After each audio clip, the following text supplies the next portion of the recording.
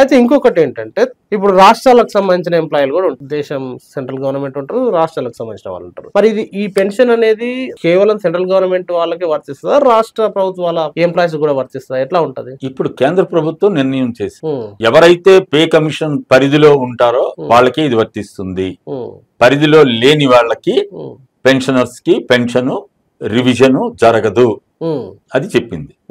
కేంద్ర ప్రభుత్వం చెప్పిన తర్వాత మరి రాష్ట్ర ప్రభుత్వాలు కూడా అదే పాటిస్తాయి.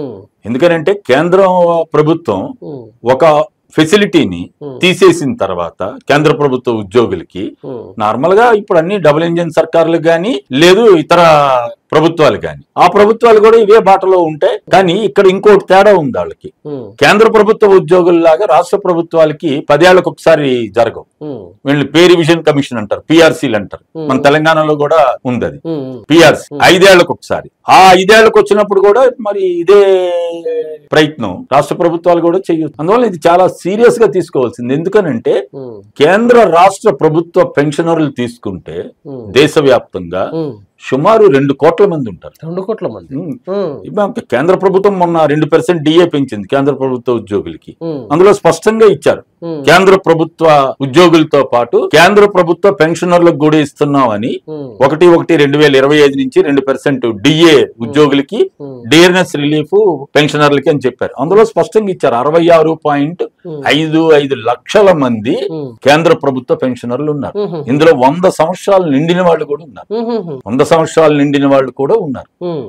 సీనియర్ సిటిజన్లు అంటే 60 ఏళ్ళకి రిటైర్ అయ్యి బ్రతికున్న వాళ్ళందరికీ ఇది అంటే 60 ఏళ్లు పైబడిన వాళ్ళు, కేంద్ర ప్రభుత్వంలో పనిచేసిన వాళ్ళు, వివిధ హోదాల్లో పనిచేసిన వాళ్ళు, వాళ్ళందరికీ ఇది నష్టం జరుగుతుంది. దీని ఇంపాక్టే సుమారు 1.5 కోటి దగ్గర ఉన్న రాష్ట్ర ప్రభుత్వ పెన్షనర్లు ఉంటారు దేశవ్యాప్తంగా, మన తెలంగాణతో సహా తీసుకుంటే. వీళ్ళకి కూడా రేపు అది తీసుకొస్తారు. ఎందుకంటే ఇప్పుడు కేంద్ర ప్రభుత్వం విధానం ఎట్లా ఉందనంటే మేము తీసుకొచ్చిన తర్వాత రాష్ట్రాలన్నీ దాన్ని అమలు చేయాలి అని చెప్పి, అంటే మేము ఒక బెనిఫిట్ తీసేస్తాం, రాష్ట్ర ప్రభుత్వాలు కూడా తీసేయాలి, లేకపోతే మా పార్టీ ఎక్స్పోజ్ అవుద్ది, లేకపోతే మా పార్టీ మీద మా పార్టీ బదనాం అవుద్ది అన్నది ఇప్పుడు వాళ్ళు తెచ్చే విధానాలు. అంటే గతంలో కూడా ఇలాంటి నిర్ణయాలు జరిగితే రాష్ట్రాలు ఏవి లేదు మీరు కేంద్రం అట్లా చేసారు కానీ మేము అట్లా ఏమన్నా రాష్ట్రాలు లేవా? ఇప్పటికీ మీరు పాత పెన్షన్ స్కీమ్ ని మార్చి కొత్త పెన్షన్ తీసుకురాని రాష్ట్రం ఉంది వెస్ట్ బెంగాల్. ఇప్పటికి 2004లోనే 1/1/2004 ఎన్నికల ముందు వాజ్పేయి గారు ఉంటారో ఉండరో తెలియని పరిస్థితుల్లోనే 2023 డిసెంబర్ లో నోటిఫికేషన్ తీసుకొచ్చి ఇక నుండి కేంద్ర ప్రభుత్వ ఉద్యోగాలలో చేరిన వారెవరికి ఈ పెన్షన్ స్కీమ్ వర్తించదు, వీళ్ల కోసం న్యూ పెన్షన్ స్కీమ్ తీసుకొస్తున్నాం అని తీసుకొచ్చేసారు 1/1/2004.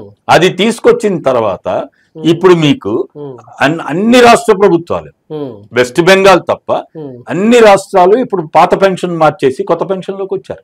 ఇప్పుడు అది కూడా కీలకం. ఇప్పుడు కొత్త పెన్షన్ స్కీమ్ లో కేంద్ర ప్రభుత్వ శాఖల్లోనే పనిచేసిన ఉద్యోగులు సుమారు 30 లక్షల మంది ఉన్నారు. రాష్ట్ర ప్రభుత్వాల్లో తీసుకుంటే సుమారు ఇంకో 70-75 లక్షల మంది ఉన్నారు. అంటే సుమారు 1 కోటి మంది ఉద్యోగులు మాకు ఈ కొత్త పెన్షన్ స్కీమ్ వద్దు, మాకు పాత పెన్షన్ కావాలి అని వాళ్ళు డిమాండ్ పెట్టి గత 10 ఏళ్లుగా చాలా పోరాటాలు నడుస్తుంది. దేశవ్యాప్తంగా నడుస్తుంది. అది పెద్ద ఎత్తున పాత పెన్షన్ కావాలంటారు. అది ఇంకా కేంద్ర ప్రభుత్వం ఏమీ చేయటం లేదు, మోడీ గారు ఏం మాట్లాడటం లేదు. ఆయన వికసిత్ భారత్ 2047